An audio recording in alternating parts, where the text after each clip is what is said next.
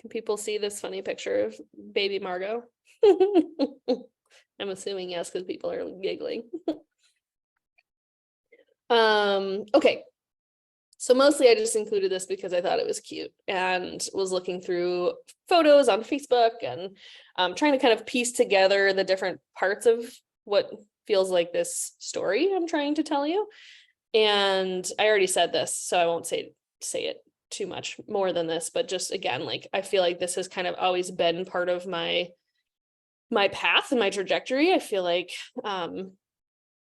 there was just this inner desire to like help people and to specifically sit with women. And so this is a photo of me putting on makeup with my grandma, but wearing a Mutant Ninja Turtles t-shirt of one of my brothers, because I've also always been very fashionable. So yeah, just again, starting from being really young, like this is felt like it's, you know, in retrospect, it feels like it's been brewing.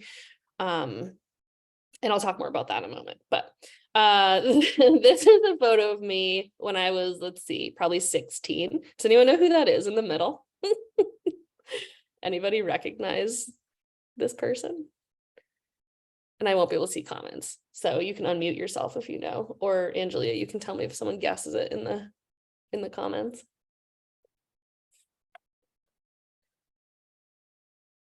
No, nobody?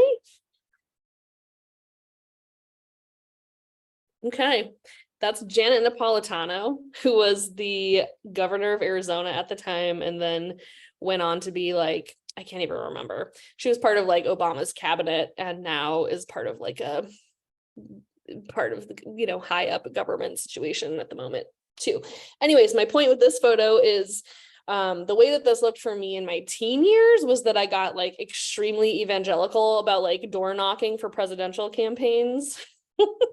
And I had made it my mission to be basically like the biggest feminist, there is that word. And don't, if that isn't your jam, like stick with it, because like there's more to the story here, but you know, I was, for all intents and purposes, like the poster child of liberalism in my high school. So I can't remember why I got picked to meet with her at the time, but she was like a big wig Democrat. And this was after a marching band performance. I was the drum major for the marching band as well, because I've always been very bossy. And I got picked to get to meet with her for this like luncheon, probably for like young Democrats or something. And the parade had been for her. I think it was like a special thing going on. Anyways, funny story. I don't know if this is in the book or not. I can't remember if it made it in there because it's not really that relevant to the Indie Burst story. It's more like my personal story, but I got chosen to be the student Rotarian of the month in high school. It was like for kids who got really good grades. And so you went to their lunch for the month and you were supposed to give a speech. And I gave mine about anti-war. It was during the Iraq War. It was all about how I thought it was a bad idea, and it closed with a Thich Nhat Hanh quote, if you're familiar with him. And I got booed by everyone in the room. They were all these grown-ups, including the mayor of my town in Arizona, and like judges and doctors and dentists and all like the rich white men in my town booed me. I was 16 years old. I probably looked pretty much like this in the photo. So I, from a very young age, felt like I was willing to sort of be vocal about things that were not popular opinions in the dominant surroundings. Like I grew up in a really, really conservative, weird cowboy town in Arizona. This is going somewhere, I promise. Okay, here's a picture of me. This is also just because it's ridiculous. This is a picture of me my first week of college. I look like literally a 10-year-old boy. But here I was, ready to learn about the world. And let's see. Okay, Angelia, you brought up domestic violence. So in college, I pretty quickly in the first semester went from, I think was I pre-law? I'm trying to remember what my major was when I first started. I can't remember. Oh, it was poli-sci. Started out with political science major, and in the very first semester, I took a women's studies class, and it was so fun. And it was like, you know, a lot of people, when they do the indie birth midwifery school, they describe it as like being a kid in a candy store and being like, this is the stuff I want to learn. And it's like in this format that's like so digestible and fun. That's how I felt when I went to my women's studies class. I took a women's and gender studies 101 and also a sociology of gender, both my first semester. Somehow my you know, counselor or whatever picked up on that being a good match for me. And I hated my poli-sci class. And so I just like immediately decided I was going to switch majors, and I did a double major in sociology and women's studies at the time. The gender studies got added on later to like the program title. Anyways, it was like all the stuff that no one was talking about in my little crappy town that I grew up in. Even though I saw it with my own eyes as a young woman, I saw the reality of what it looked like for women in this town that was largely like economically depressed and male dominated. And so here I was in this sort of like liberal environment, and just was like, oh my gosh, this is so great. And I loved writing papers, I loved learning, and went on to, you know, I was on like the steering committee I think my senior year, maybe my junior year too, of the actual women's studies program itself. I was the student representative. I also, like, any chance I could take something specifically about women, I would. So like my English class that I had to take for my major, I did whatever it was called, like women in English. It was like women writers. Same with philosophy. It was like women philosophers. Like, I was so tired of hearing from men. So at this point, I think I feel differently, but at that time in my life, it really was like quenching that thirst for some women-centeredness. And so as I was getting closer to graduating my senior year, I started focusing on, and was sort of like encouraged to focus on, learning about domestic violence and going into this like industry basically around like policy making, because there were a couple professors at my college who were like big name national domestic violence, intimate partner violence experts. And so I took some of their courses in my senior year. And backing up a moment, without going into like huge amounts of detail, like my mom had left an abusive marriage, a domestic violence situation, with my brothers, who are both much older than me. They're 8 and 12 years older than me. She packed up their things in garbage bags and basically kidnapped them to get away from their dad / adopted dad. One was a biological child, one was not, and came back here to Duluth, where I live. And whatever year that would have been, I think that would have been, oh gosh, math. It was in the 80s. And so that was a story that I grew up with, hearing and knowing that that was part of my mom's story, that my brothers experienced this. And it just felt like a really important piece of my like understanding of the world. And also that their dad continued to be abusive beyond her leaving, in all these different ways, and is such an asshole, and he still lives in Duluth. Anyways, so that was part of my framework for the world too, is that like this happened to my mom, who to me was this amazing, strong, capable woman who raised me, and this was always kind of in the background that like this can happen. So I think it was my senior year. It was either my junior or senior year. Doesn't matter. Junior year. I took some specific courses on domestic violence. And one of the big things you learn is this. So it's been on the screen for like 1 million years at this point while I'm talking here. Have people seen this power and control wheel before? People familiar with it? and I don't know if you can see it because oh yeah, can you see down on the bottom? My thing was covering it, but down here it says domestic abuse intervention programs, 202 East Superior Street, Duluth, Minnesota. Yeah. So Duluth, and then the duluthmodel.org. So I was learning about this. I was born in Duluth. But I grew up in Arizona from 10 on. I left here when I was 6. So I was like sitting in class learning about this and learning about like the birthplace of the power and control wheel and a different understanding of domestic violence. This was like a huge shift. Before they came up with this here in Duluth, the primary thinking about domestic violence was like, oh, this is a personal problem. And like, this is just like bad dudes who are bad dudes. And like, I guess will involve the police sometimes, but for a long time, like that wasn't really even a thing. It was considered like domestic. So there was a huge shift when it was put into this other framework, which is what I do believe, which is that domestic abuse and violence in the micro, right, in like the family unit is part of a larger context of power and control and violence against women in our culture. So I was learning about this and that it originated in Duluth, and there was just this like, whoa, this is crazy. Like, I'm from there, and my mom, like, her story involved this space. And as far as I understand it, like there weren't any women's shelters in the 80s, like when she left. So she took her kids and moved in with some friends that she luckily had access to. So all of that was at play when I was like, okay. And my professors were like, you're really good at this, and we love your papers, and like, do you want to work on our projects? And I think I even got paid for a little while to like intern with one of them. And he was like, when you should do your master's program here with me as your chair, and then I'll get you a job at what is the word I'm looking for?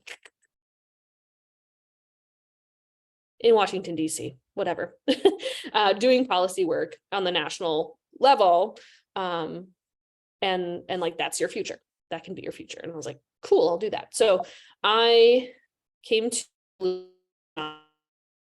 a power and control t-shirt because that's how much of a nerd I was. I had several of them. I came to Duluth for a summer and trained at the Domestic Abuse Intervention Project, which is still downtown, and was on track to do that. So I started a graduate program that fall, and long story short, it was really depressing, as you might imagine. Really cool work, but it felt very like zoomed out, and like, how will this ever actually help anybody? And a lot of the people who were in that world were just like, this is really hard to watch, and it's more complicated than sort of these overarching kind of theories and policy work was making it out to be. So I had friends who were like worked on the ground in shelters, and they were like, there's also the complexity of like, a lot of these women have addiction issues, they have mental health issues, like it's not as simple as just getting them away. And like, it was a lot, especially for a 21-year-old. So anyways, I think this was probably in that era of like right when I started grad school. I did one semester and was like, I guess this is my path, but started feeling really uneasy about it. And you can see I did have my tattoo. So I must have been 21 in this photo, and was gardening at the punk rock community center I was a part of. This is around the time I also got really like radicalized, for lack of a better term, by some really cool people in my town who, mostly were anarchists. If you're scared of that word, that's okay. But really started shifting some of my thinking. And there was some really interesting, and I talk about this in our Indie Birth book, I started learning about fertility awareness also as part of this. So there were like zines on fertility awareness in this space that I was a part of. There was a physical space that had a garden out back, and it was in my neighborhood. And where was I going with that? So there were some different conversations happening, and I did a post about this on Instagram, I think or a long comment about it on Instagram last week, kind of talking about my experience as a women's studies student, in that for 4 years, I studied women, but not one class was about birth, and not one class was about breastfeeding. Not one class was about being a mom. And I think there were a couple that were offered like specialty classes, like about women's health. And I didn't take them because I was just like, that sounds too like mainstream, or that sounds too much like someone who's like maybe going to be a nurse would want to take that. Or I don't know. I wasn't attracted to them if they existed. And there's one in particular I'm remembering that did exist, but otherwise it wasn't a topic, right? It was a lot of conversation about abortion, and it was a lot of conversation about, you know, the legal access to that, which I'm not going to get into today because I have very complicated feelings about it. But yeah, and then just like more general like theory and looking at how gender impacted people's lives, women's lives in particular. I did take masculinities classes too, but you know, it was a lot of like brain gymnastics and tinkering and learning about things and hearing what different scholars were arguing about in terms of like what it was to be a woman, and like pay gaps and, you know, some economic stuff for sure. But birth was not a part of it. There was only one occasion that I can recall, at least, and my memory's not that great, but one occasion where birth was brought up, and it was because in my capstone in my senior year, we got to pick our own projects. I can't remember what I even did mine on. No idea. Anyways, someone else in the class though had trained as a doula and did a project on VBACs. And she had not had children to my knowledge, but I think had some friends. She was older and had some friends who had had babies. And so she did this project about how VBACs were banned at our local hospital in Flagstaff, Arizona. And they're not anymore, but at the time they were. And I thought that was interesting. It like piqued my interest. It stuck with me. And that was sort of like the memory that I latched onto later on, which I'm going to get to this part right now, I guess, when I was like, this domestic violence thing is not for me. Like, I was getting literally Google alerts every time a woman was murdered in the US. And it was like so awful. And I was on the fatality review board for our county. And so every time a woman in our county had been murdered by an intimate partner, I would sit down with the full file and we'd go over it. We'd try to figure out what had gone wrong, basically, and like how to close the gaps and notice the red flags sooner and involve different agencies. And so in maybe like in 10 years, this is something I'd love to get back into, but at that time in my life, it was too much. So here I was, 21, in grad school, and was like, this is not it for me. And so when I sat down to Google what I should do with my life, as one does on occasion, I was like, what about doulas? And so that was really it for me. And people have probably heard this story, so I'll kind of gloss over it. But basically, I checked out every birth book that I could find at our campus library. I read Spiritual Midwifery and whatever else I could grab. And pretty quickly was like, well, I'm not going to be a nurse. I'm not doing that. I want to be a midwife like this wacky Ina May lady. And so let's see, what's my next photo? Okay, so many of you here have probably heard the story of how I bumped into somebody after I ate too much at the buffet thing at an event on campus. People have heard this story, maybe. I was on campus. There was free food. I was probably only there for the free food. This is when I was still a graduate student. And I also regularly ate at the free kitchen in our neighborhood because it was fun and free. And so I was there and bumped into this one here. His name is Moan. And I was a babysitter. I nannied through college, and I was a babysitter, I think, one night a week for these two little cutie booties. And she was really active in the activist community as well. So I knew her through that, and then started being her babysitter.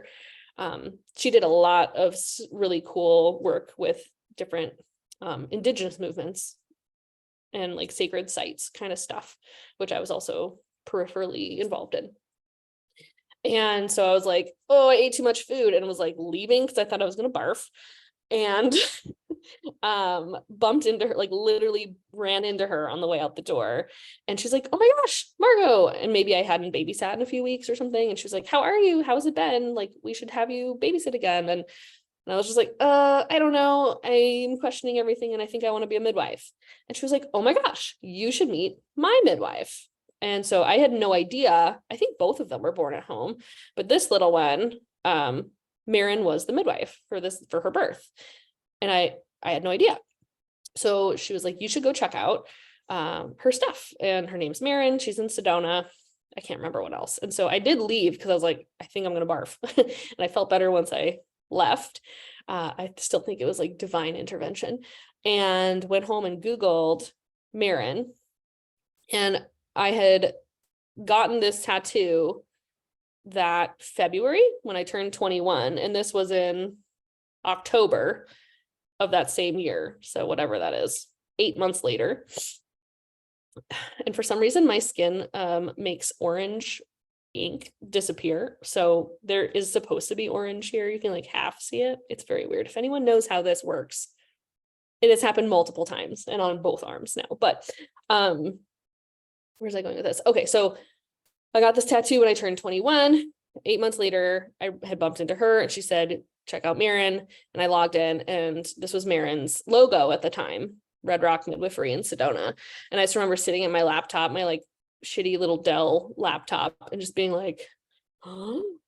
What? Like, this is really weird. It was like full body chills. And we met, I think, a week later or less within a week. We met on November 1st. And I finished out the semester, but I started attending prenatals with Marin on January 1st of, so 2 months later. Yeah, 2 months later. And I dropped out of grad school. So my point with this being like, there's some amount of like really cool divine intervention, I think, that happens. And I've heard so many really cool stories from women, not necessarily quite like, in this order of operations maybe, but literally someone last week, as an example, was like, hey, I'm just finishing up my intro course. So like in the Indie Birth Midwifery School, the very first thing you do is you do the Intro to Autonomous Midwifery section. It's a course of its own. It's 10 weeks long. She's like, I'm finishing it up. Is it 10 weeks long? Anyways, finishing it up. And in that span of time, like found an apprenticeship, and she had been looking for so long. And it was like, once she put her attention there and committed to the path of becoming a midwife, it was like, oh, here's your person. So it's really interesting to hear how often this happens. And I'll let you decide what you think about that, what it means spiritually speaking. But yeah, so when I was reading those books, like the birth books from the campus library, there was just like this knowing that even though I hadn't had kids yet, even though I knew nothing about birth, like nothing, it felt like, okay, this is a really positive, generative, like life affirming way to do what I've been wanting to do, which is help women. I want to help women feel empowered. I want them to see their own power. I want them to feel their own power, because if we can do that and on a mass scale, like that's where change is going to come from.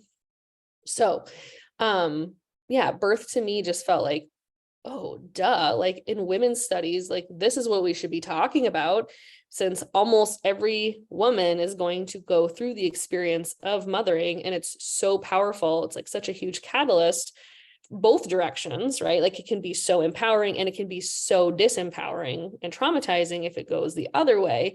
Like this, it felt like, this is the most bang for your buck. If you feel like this is your calling on earth, is to serve women and like heal the wounded feminine, like here you go, like ding, ding, ding. So that was the feeling that, and I just trusted that what I would need would come along, which at times was really hard. So, oh my gosh, what is the time? I'm a long-winded storyteller here. Anyone have questions so far?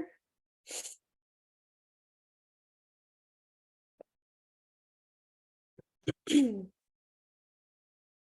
was also doing, like I mentioned, like some different types of activism. I mentioned like the anti-war thing. I mentioned like the Indigenous sacred sites stuff. There was some like immigration, like immigrant rights stuff that I was doing at the time too. And it felt like this was an intersection of all of it. And that it would be an opportunity kind of for anyone who's interested in any, you know, even with opposing beliefs, like who cares? But like, if there's something that is important to you, like this is a place where you can make a difference. So, oh, the only thing I didn't say that I had kind of wanted to say was to get myself through that last semester of grad school when I was like, oh my gosh, I don't want to lose my credits because I paid for them and like maybe I'm going to come back and like who knows. And I was doing well in my classes. It was like silly to drop out halfway through the semester. You know, if you haven't been in grad school before, you have typically a lot of leeway in terms of what you get to study. Like you just like are learning a thing and you get to apply it to whatever you want, basically. At least that was my experience. And so I applied all of the last half of that semester's work to the criminalization of midwifery, because I was in an applied criminology master's program is what it was, with the focus on domestic violence policy work. And so I was like, okay, to make this interesting, I'm going to look at this through the lens of like crime and midwifery. And little did I know, like how some of this would all intersect not very long after, which is really fascinating. So also looking at like mandated, you know, court ordered cesareans and, you know, like autonomy, like women's autonomy in birth and how does that work within like the legal system, which I still think is fascinating. But that was what I was looking at. And I think I even have like a really cool paper somewhere about it. I should share that back in the archives somewhere. Cool. Oh, last thing I'll say about any of this is I definitely was coming from an anarchist perspective. I was being heavily influenced by that, and I still am. I think it's really an interesting thing to think about, the state of the role of government in any of our lives. And so when I met with Maren the very first time, I said, I'm not going to be a licensed midwife. I don't want the state involved in the way that I care for women. And it's interesting because there's not a lot of people who come into the world of midwifery with zero birth education and like not understanding even like midwifery licensing, but being like, I know I don't want one because of my beliefs I already held before I came in, right? So it's like really interesting. And she didn't balk at that. She was like, okay, cool, whatever. Little did I know, like she had been in a state where there wasn't even licensure when she was apprenticing. And like, I had no idea kind of the complex situation with midwifery and licensure, but I knew I didn't want one. So it was from the very beginning, it was political for me, is my point I'm trying to make. It took me half an hour. That was my point. There we go. Okay. This is me on the floor of like wherever we were staying in this like garage we converted, making a banner. I don't even remember what this banner was for. Oh, this might have been actually after Maren had been reported to the state, and maybe this was like at one of the fundraisers we had to try to like help her with her legal fees.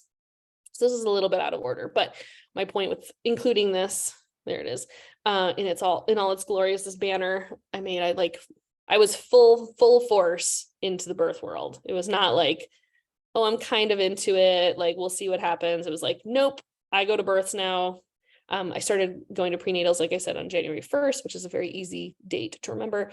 And I went to my first birth like February 13th. So 6 weeks after I started apprenticing, I was at my first birth. And I think I went to 12 that first year.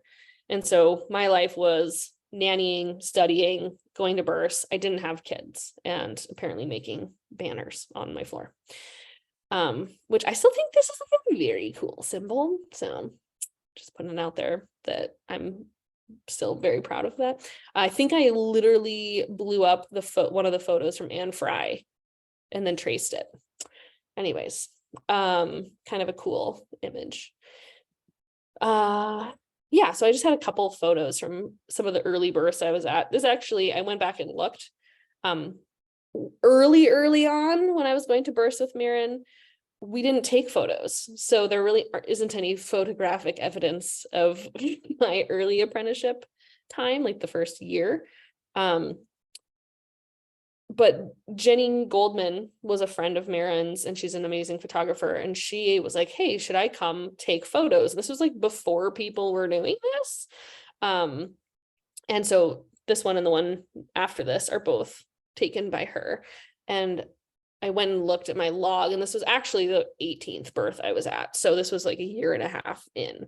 But I just thought it was funny. Just, it's still in my pre-baby era. And you can see me just being like, oh, I guess I'll stare while Marin does all the work.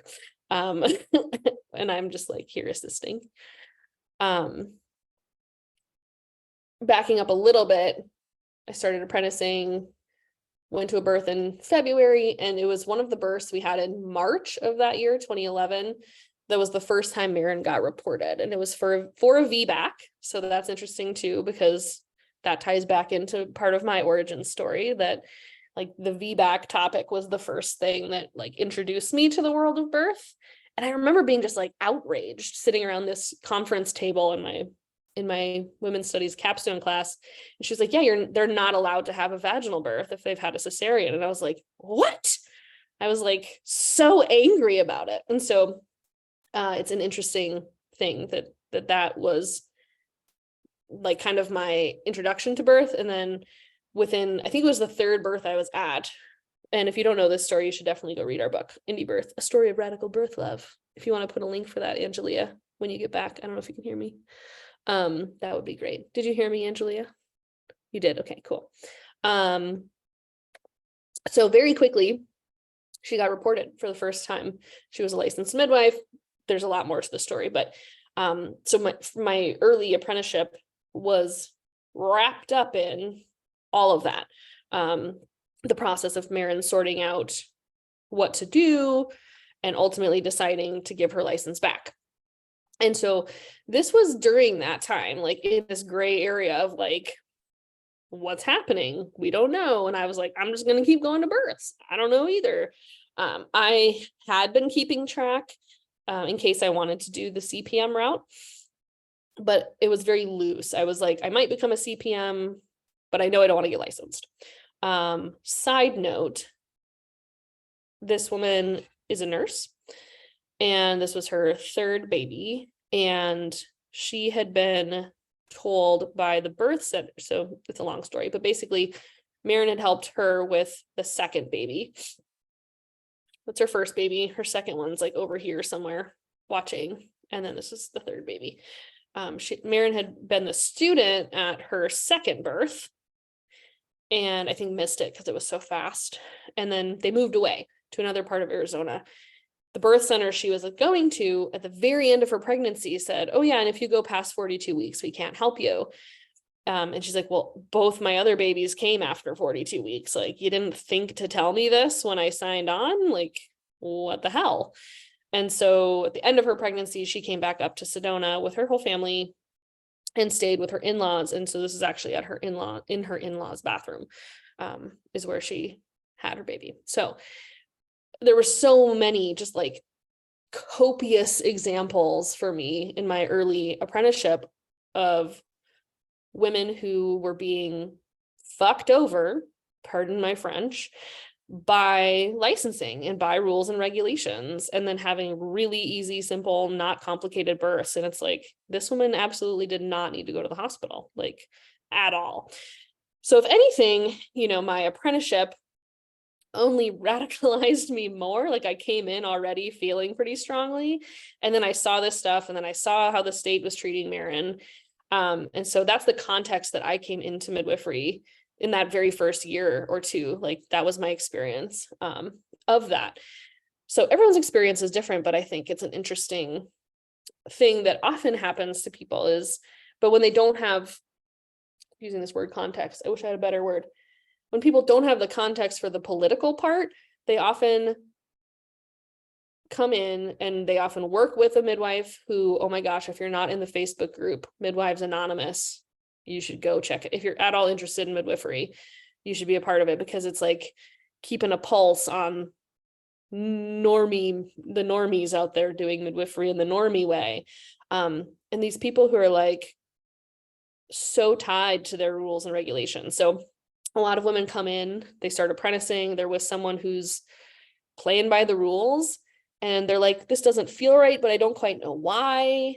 I'm like kind of uncomfortable with this. Or they assimilate and they adopt the same beliefs, which is like, oh, yep, 42 weeks, we just can't help them anymore. And like, sucks for them. And here's my castor oil recipe. So I was so lucky in that I didn't see that, right? Like I was working with Marin, and I got to see her like, become even sort of more of who she is over time, which is really cool.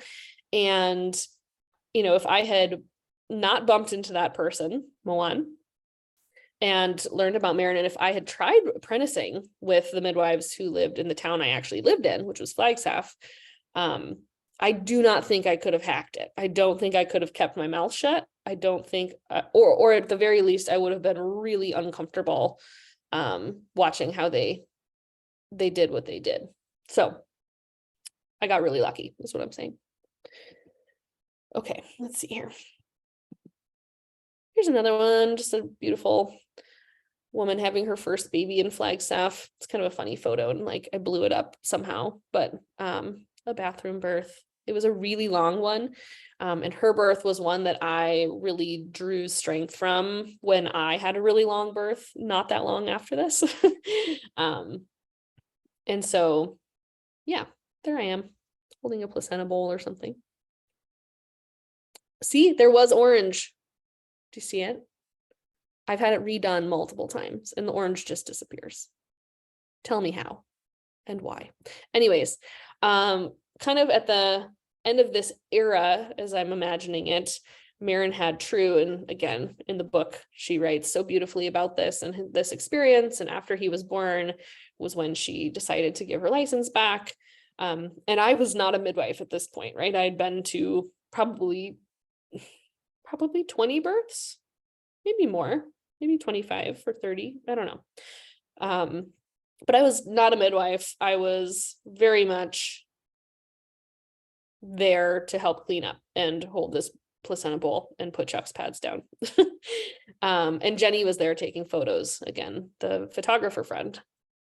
And so I guess I wanted to include some of this piece because I get the question a lot about going into birth work before having children. And for me, there definitely is like a before and an after. And I did a very long podcast about this at one point that you're welcome to go listen to. For me, I feel like it was really helpful to come in at this point in my life as opposed to waiting until after I had babies. I don't think there's a better or worse, but just like having the energy to kind of like do it and get it mostly done before having my own baby made it work a lot better, I think, just for my personality and my physiology. I'm tired. I have a 4-year-old and a 9-year-old, and I'm very tired. So, okay. Questions? Is this interesting? Is this weird? My slideshow? Thumbs up. Someone did have a question, but it was back to the feminist part. So I don't know if that's sure. for later. Let's do it. What's the question? They just said, what about feminism that you mentioned earlier? So I'm not sure what exactly they're asking, but. Sure. Yeah. I mean, I definitely was like the queen of the feminists at Northern Arizona University. I was a card carrying one. And at this point, like labels don't feel that useful to me. Like it's not one that I feel like super attached to, but it's also not like, well, I'm not a feminist. Like to me, it's more like, what do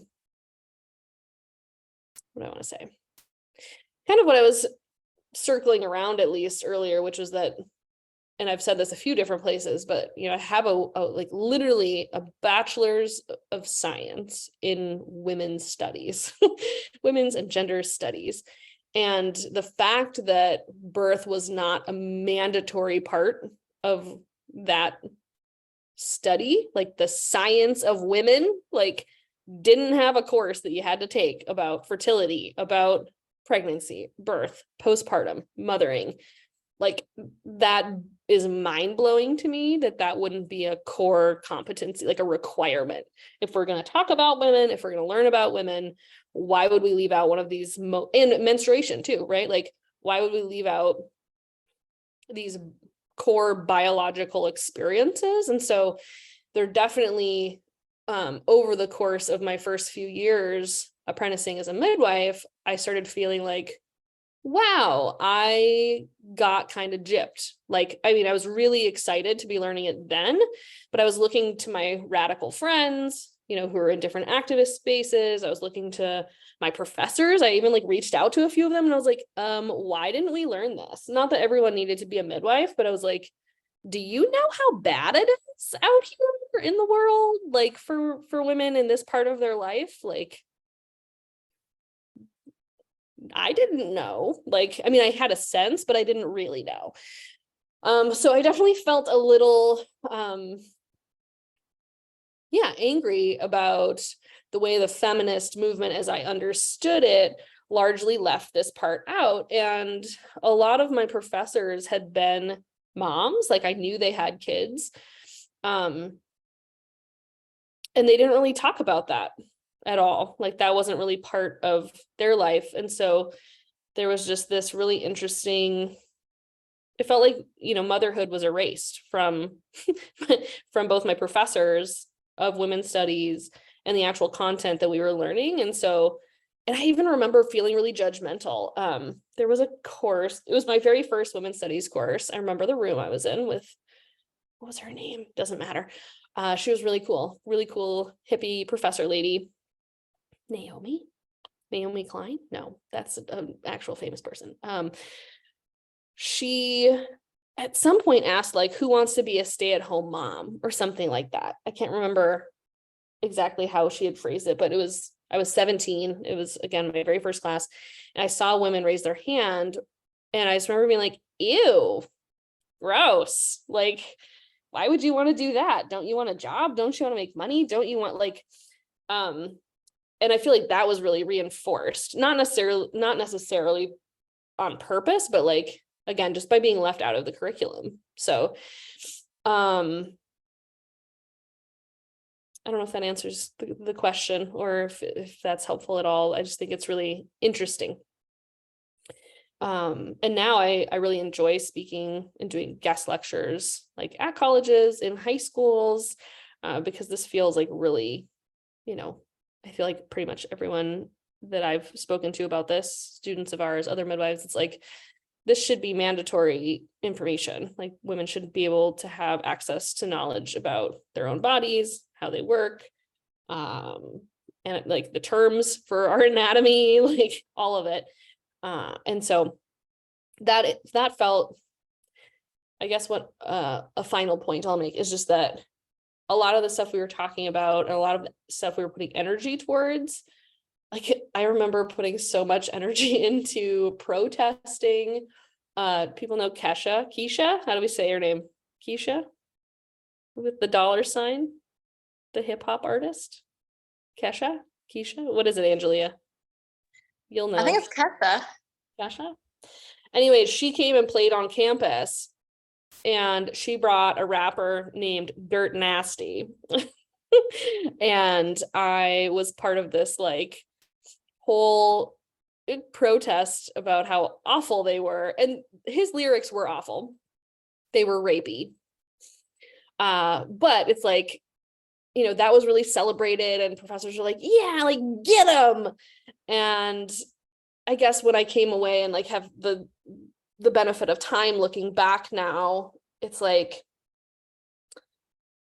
there are so many, like birth to me just feels like such an easier entry point and such like a important, such an easy way to make bigger change across the spectrum for literally all women, regardless of race, regardless of economic status, regardless of nationality and sexual orientation. Like literally every woman who gives birth could benefit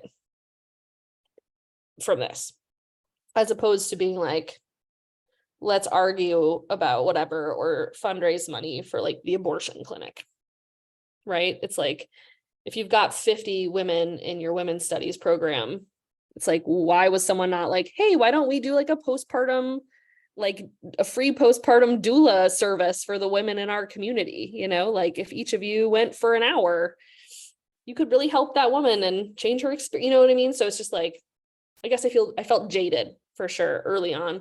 And I haven't really like kept really great touch with some of my professors. And I remember very specifically one of them who did keep more in touch. Like she had sent me like a baby gift when she knew I was pregnant, and really a sweet woman. I was like, what were your births like? Like, I'm so curious. We never talked about this during school. And she was just like, oh, I had a planned C-section.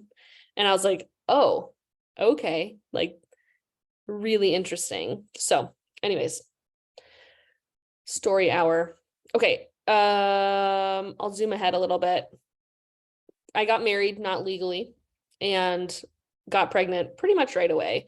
I had 2 miscarriages though before having my 2 full-term babies that I now have. This is Celosia when she was born in 2014.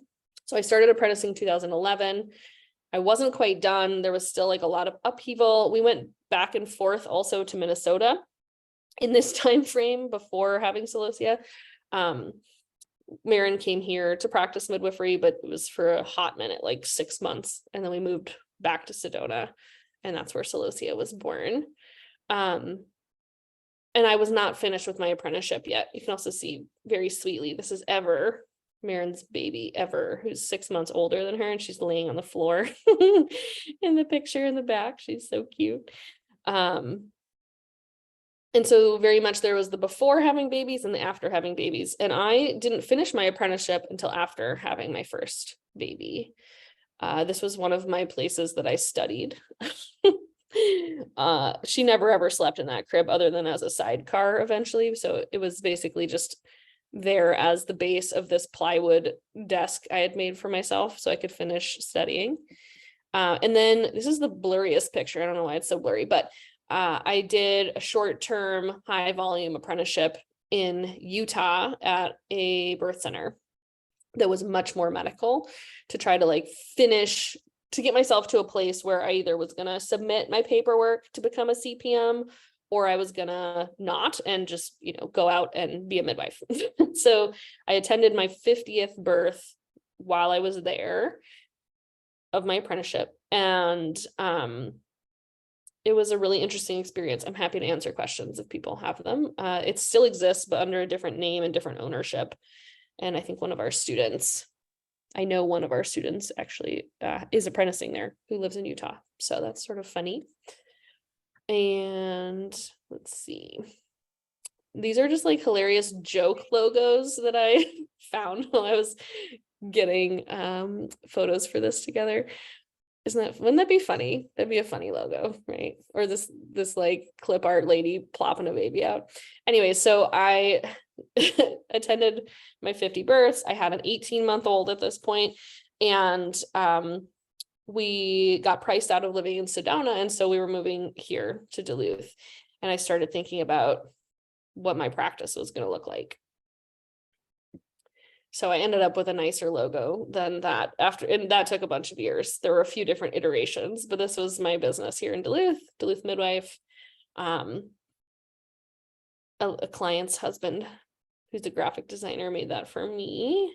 And I attended a bunch of births. So these are all from, you know, different births I've been to. And what do I want to say about any of this?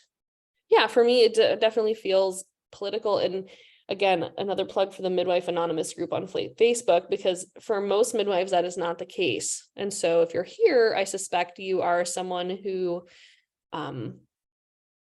political is maybe not the right word, but like spiritual is definitely a word, or like, you know, to me, political is about like literally changing the way our communities work, right? So, for me, it's not about getting paid and just showing up to the birth and doing the midwife basics.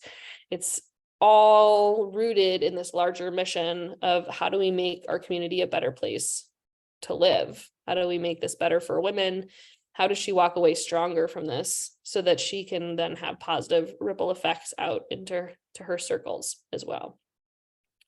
And if you listen in on midwife conversations that are happening out there in the world, it's really not about that. It's about something much more superficial. And so that's the difference with what we do here at Indie Birth. Like, I'm incapable of being superficial. It's like I'm allergic to it.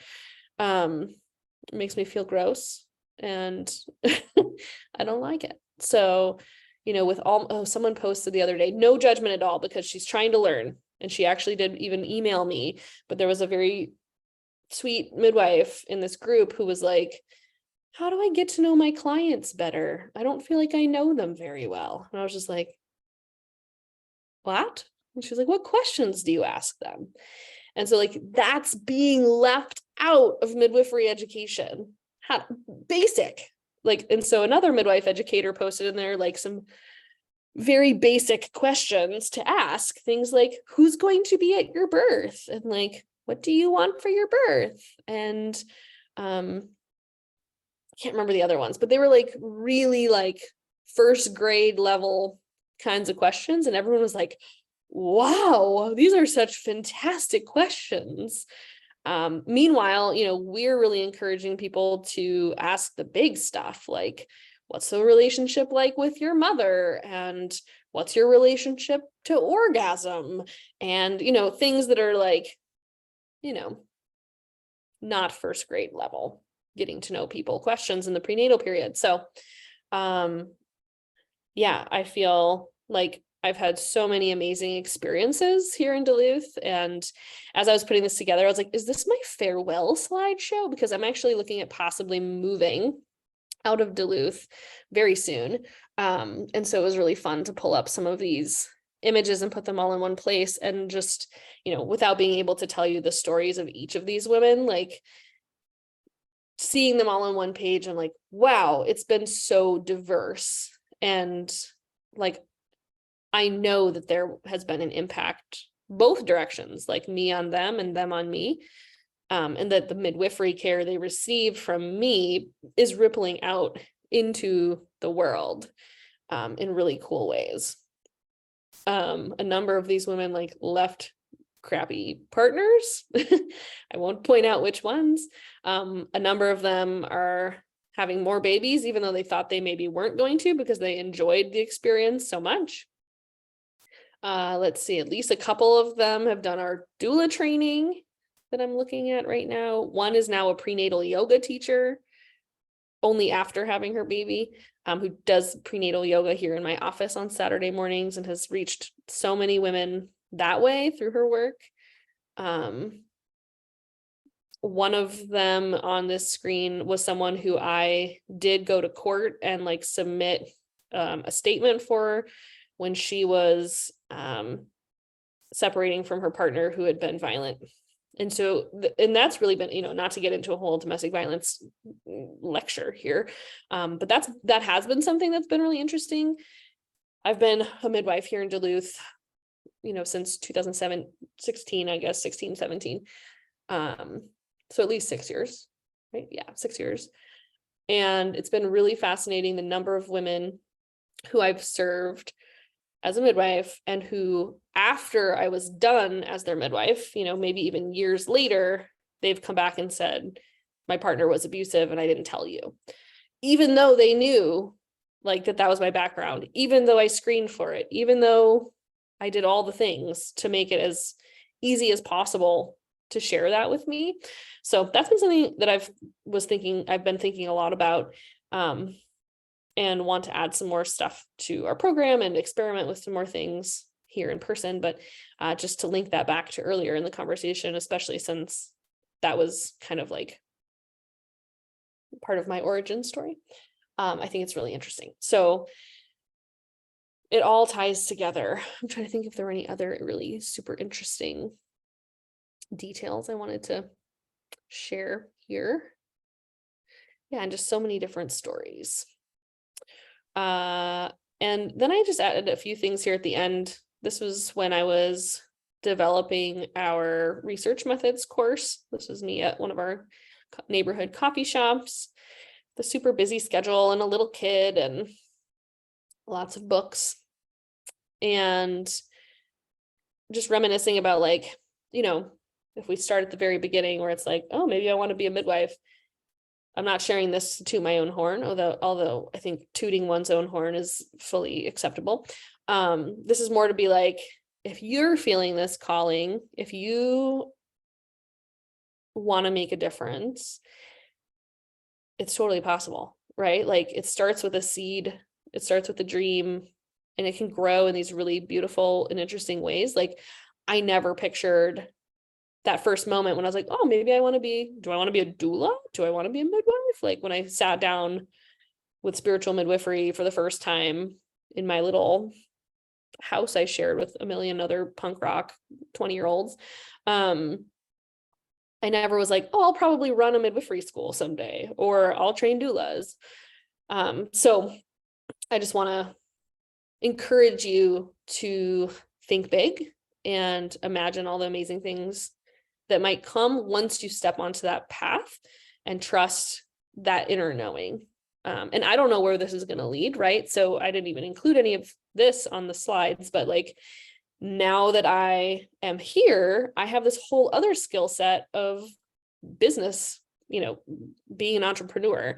And so I also do business coaching, and I also do personal finance work and money coaching for women, and like these other things that I would not have done if I hadn't just followed where the universe was leading me. And I have no idea where it's going next. It's very exciting. But I did tally it up, and it might have been more than 25, but I counted the ones that I had on my calendar at least. I did 25 free community birth workshops in Duluth between 2017 and 2023. And so this is part of what we teach both our doulas and our midwife students. And this actually isn't from one of them. This was just the only one I could find in a hurry because my son decided to be in the worst mood he's ever been in this morning. So I was going to do it this morning because there's this really cute photo of me like showing how a baby goes through the pelvis. But anyways, this one we'll have to do. Anyways, again, from this like, oh, maybe I want to be a midwife to like, I taught 25 workshops.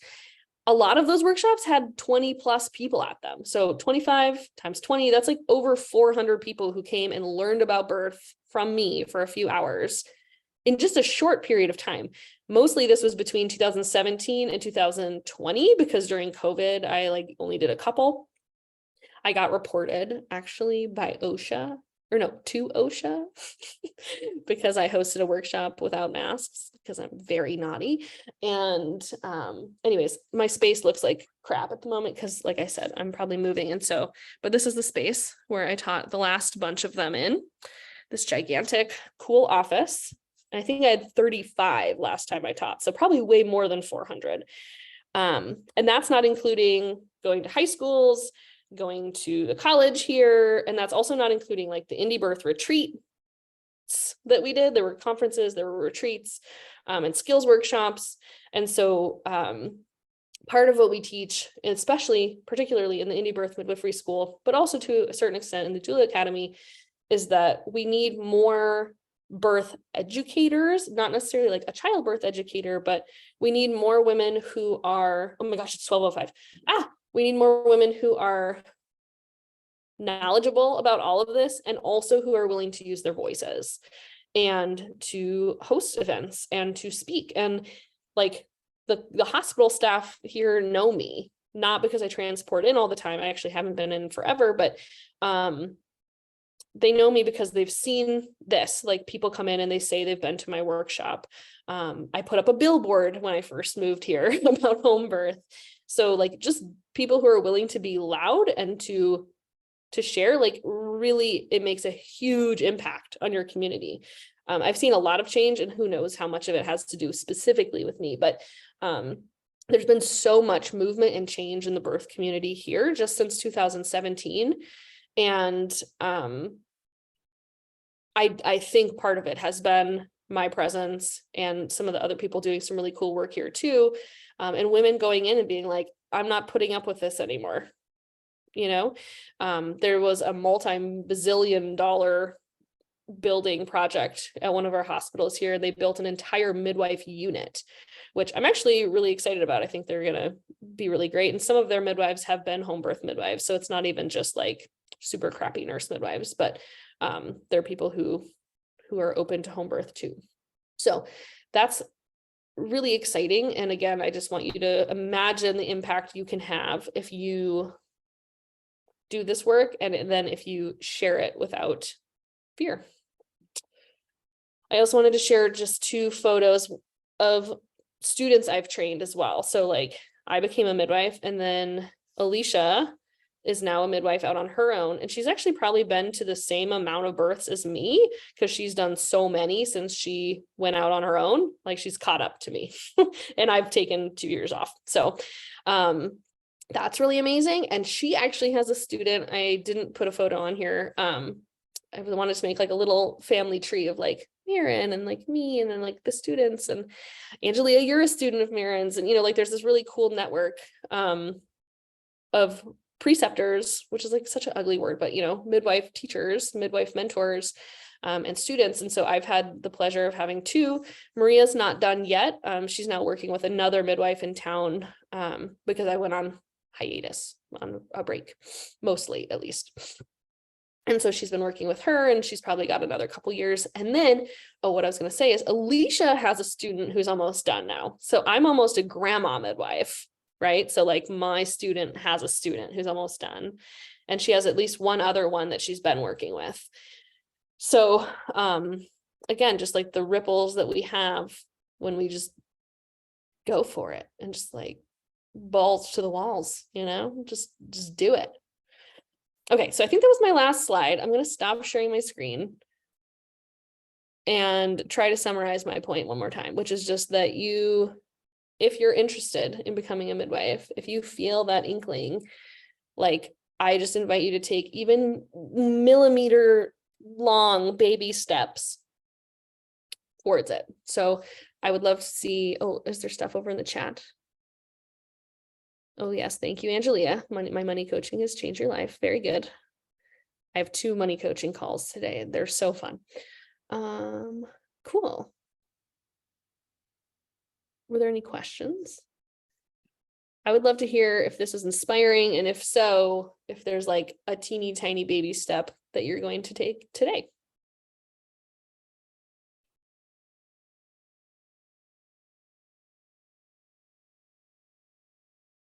Feel free to unmute if you wish. And I'll answer your question too, Sierra, after this. Oh, good. So inspired by your story. Thank you, Andrea. I needed this encouragement. Lexi said, I see doula work as a stepping stone toward midwifery. I joined the academy yesterday. Oh my gosh, that's so exciting. Sierra said the doula academy is my baby step. Very good. Yeah, I think that's a fantastic step, but I didn't talk about that, I guess, because there was nothing to really talk about. I didn't do that. When I had looked at the doula stuff, I'm sure did what a lot of people do even now, and Googled like how to become a doula. And all I saw was the DONA stuff and the mainstream doula stuff. And I was like, this is not jiving with me. Like I don't know what it was, whether it was the branding or the language. I was like, this feels sad. And not like it's going to work for me. So if I had come across something like what we offer, that probably would have been a really great first step for me, to do some doula work that way and to learn about birth in that, from that context. Angelia said to just do it more instead of feeling like it needs to look a certain way. Feeling really inspired. Oh, thank you, Angelia. Sierra said, I love this live. Thank you so much for sharing your story, Margo. I'm happy to. It's really fun. So yeah, whether you're in our doula academy or our midwifery school or neither, I guess I challenge you to do at least one baby step item today. If anyone wants to share what that is, I'd love to hear. Is it reading a chapter in a specific book? Is it setting up an event? What's it going to be? let's leave on like a super inspiring note. What are you all going to do today on Tuesday, August 1st? Oh, happy full moon. I didn't even say that. What a fool I am. Schedule more workshops, create email campaigns. Yeah, it was recorded, Magdalena, and we'll share it, I'm sure, with people who were on the list, at least, maybe also to YouTube. Well, very good. Andrea, since you said you were inspired, I'm going to call you out. Are you still on here? What are you going to do today? I am going to work on my Unit 7 in Indie Birth Midwifery School and actually sit down and dedicate some time to it. I also think I'm going to host a full moon circle for the next full moon this month, since we have 2. For people who don't know, what's your Unit 7 about? Actually, the research methods is in there that you were talking about earlier. So that's what I was working on this morning. That's great. Here it is in the future. I know, it's so funny. It's so funny how you mentioned that. That's funny. Sweet. Violet said, work on my assignment for the Doula Academy and put together a write-up for my services to my community. Sweet. And Sierra, you said you enrolled back in 2019 and I was in the thick of it with motherhood and didn't finish. I'm hesitant to enroll and pay again, not knowing if I have the time and space for it now. Why don't you send us an email and we can talk about your options and what might be good for you, okay? We like to be supportive, so maybe there's something we can figure out, okay? Sierra said, working on week 1 in the academy today. Sweet. And for other people who are in here who just enrolled in the Doula Academy, welcome. We did this sale and there's like a lot of new people, and so it's really great. I'm also doing a lot of like housekeeping in there to make sure it's ready, because we made some of these other changes, because we now have the Mothering the Mother postpartum doula course and the doula business bootcamp course, and we're also finishing up our childbirth education, like a radical childbirth education plug and play course, which you midwifery students will also get access to. But so there's like a lot of moving pieces, and so if anything's weird or missing or not where it's supposed to be, please just tell me and I will get it fixed for you ASAP. And Angelia is helping me too with all of that. Cool. Thanks everyone for hanging out and hearing my story. And I would encourage you, as I said, to do your own baby steps today and think about your story and share your story with someone, because I think storytelling is so powerful. And, you know, the more we do that, the more people know about all this stuff. So that's all I got. Thanks, everyone. Bye.